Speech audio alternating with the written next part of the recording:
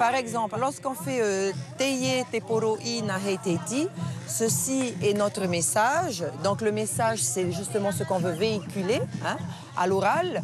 Nahei Teiti, c'est nous, tout simplement, c'est le nom du groupe, par exemple. Ensuite, lorsque la main part vers l'arrière, c'est tout simplement pour dire que c'est une transmission que l'on fait de génération en génération.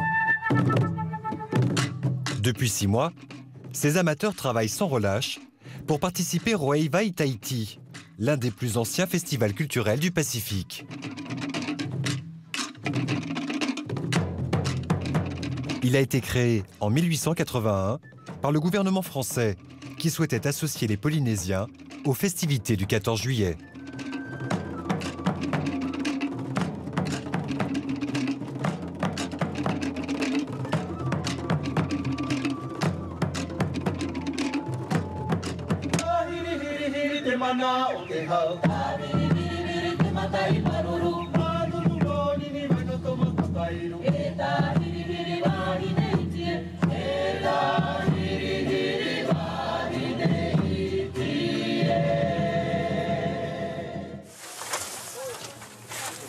Pour le spectacle, tous les participants doivent présenter un costume réalisé avec des végétaux fraîchement cueillis.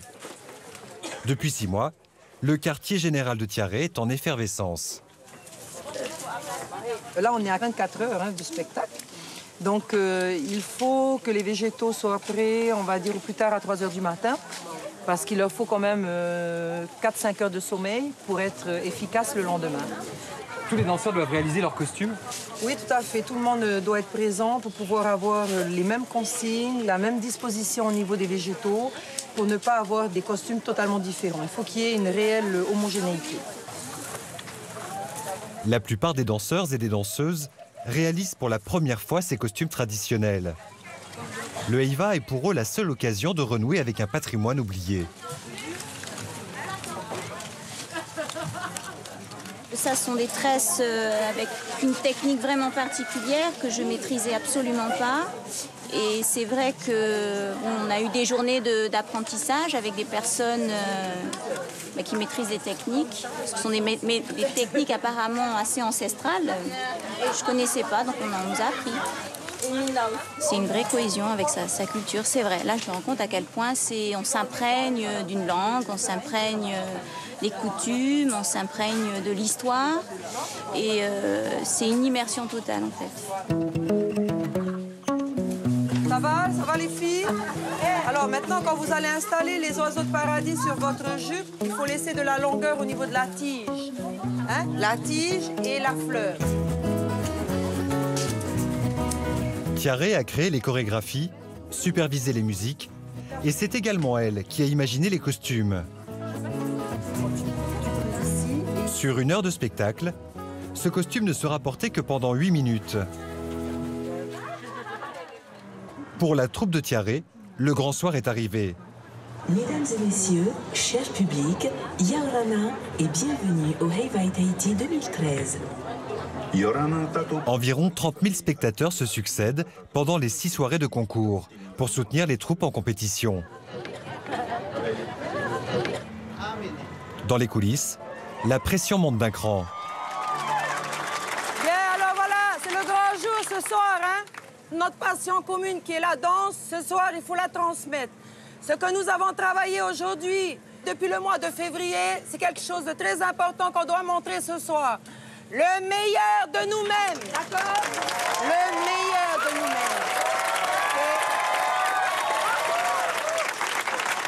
Est-ce que vous êtes prêts? Est-ce que vous êtes sûrs que vous voulez ce premier prix?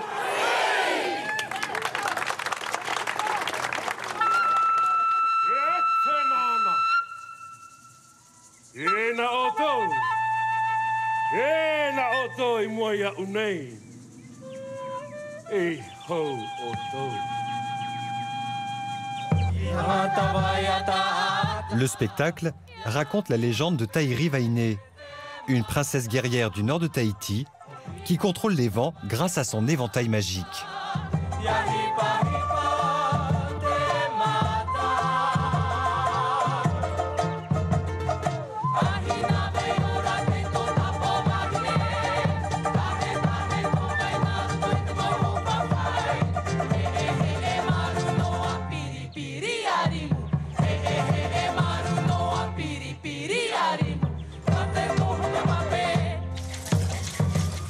Les tableaux du spectacle s'enchaînent. En régie, Tiare donne ses dernières instructions. On y va. C'est parti, lumière sur la scène.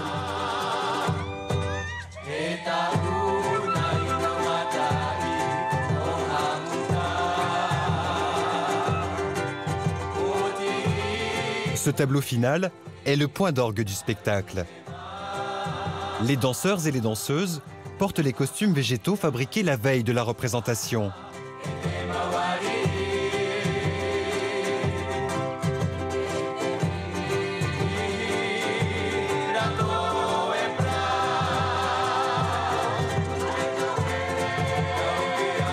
Six mois de répétition, 1 heure de spectacle, un concours très disputé et au bout du chemin, la récompense ultime.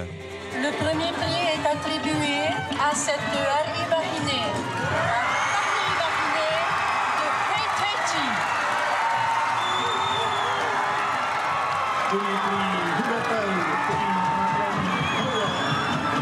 Beaucoup de fierté pour le groupe, pour tous ceux qui ont travaillé depuis 6 mois, les familles, les amis.